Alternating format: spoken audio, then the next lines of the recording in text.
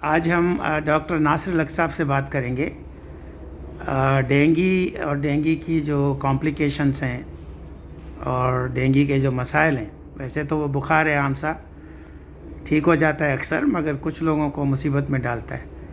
तो आज हम नासिर लक साहब से पूछते हैं, क्योंकि मैंने अभी सुना इनके वार्ड में डेंगी हेपेटाइटिस। तो डॉक्टर साहब आप बताएंगे कि ये डेंगी हेपेटाइटिस क्या है? जी प्रोफेसर मुरली साहब, जैसे कि हम सब जानते हैं कि ये हमारे इलाके की बीमारी नहीं थी, ये फार ईस्ट की बीमारी थी। पाकिस्तान में चंद पुराने टायर्स को जिनके अंदर पानी खड़ा हुआ था और मच्छर ऑलरेडी उसके अंदर पनप चुका था, वो पाकिस्तान मंगाए गए। तो आप देख रहे होंगे कि बड़े शहरों में डेंगू के मसाइल ज़्यादा हैं, क्योंकि वो मच्छर यहाँ पर अब मतलब है कि अपना जगह बना चुका है। साफ़ पानी में ये मच्छर जो है पलता है और इसकी अफजाइश होती है, और सुबह के वक्त में जो हम निकलते हैं बाहर और शाम से पहले और दिन भर ये काट सकता है। तो इस मच्छर की पहचान सबको पता है कि इसमें सफ़ेद सफ़ेद रंग के डॉट्स होते हैं। ये हमारे जो पहले हम मच्छर देखते थे उससे मुख्तलिफ है, साख्त में भी, देखने में भी, और तेज़ होता है बहुत ज़्यादा, और ख़ुद बैठ के काटने की कोशिश करता है, एग्रेसिव है। इससे एहतियात इसलिए ज़रूरी है, जैसे आपने भी सवाल किया, कि इसकी सिर्फ़ और सिर्फ हमारे प्लेटलेट कम करने की, वो बुखार का बायस बनने की सिर्फ वजह नहीं है। इसके अंदर जो है और भी अज़ा जो है वो इन्वॉल्व हो जाते हैं, ख़ास तौर पर जिगर। कुछ लोगों के जिगर में ये सोजिश का बायस बनता है, जो होती तो वक्ती है लेकिन कॉम्प्लिकेशन का बायस भी बन सकती है। इसको हमने जो है काफ़ी पेशेंट्स में देखा है।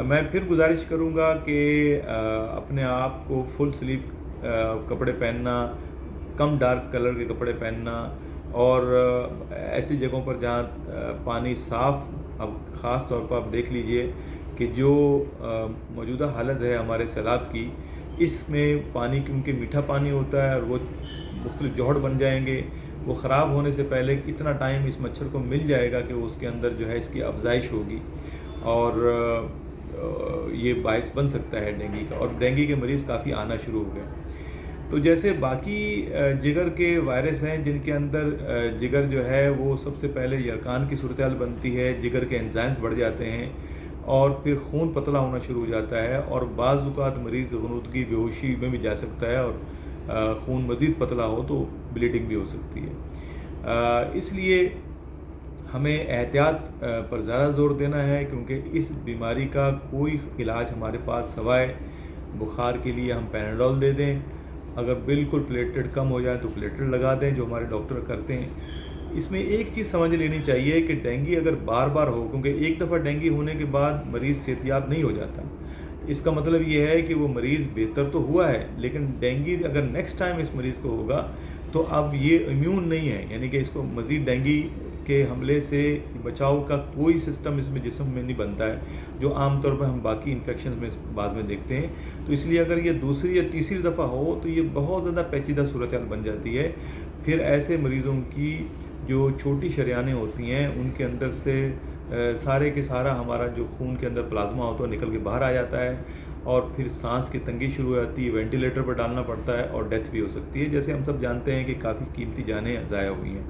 तो मैं अगेन यही गुजारिश करूँगा कि हमारे लिए एहतियाती तदाबीर अख्तियार करना इस बीमारी से बचने के लिए सबसे ज़्यादा ज़रूरी चीज़ है। बहुत शुक्रिया। तो नासिर लक साहब, आपका ख्याल है कि सिर्फ मच्छर के काटने से बचें, मच्छर मार दवाइयाँ इस्तेमाल करें और अपने जिस्म को ढांप के रखें, मच्छरों से बचें, डेंगू से बचें? ये थे डॉक्टर नासिर लक साहब, ये SIUT के जिगर की बीमारियों के प्रोफेसर हैं, और अभी ये एक ऐसे मरीज़ का इलाज कर रहे हैं जिसको डेंगू हेपेटाइटिस हो गया, यानी जिसका डेंगू की वजह से जिगर मुतासर हुआ है। मेहरबानी, अपना ख्याल रखें। बरसात के ज़माने में तो ये और मुसीबत बढ़ गई है, और बरसात की बीमारियां ये मलेरिया, डेंगू। तो डेंगू के मच्छर से बचें, मलेरिया के मच्छर से बचें, ख़ुद को बचाएं। मेहरबानी।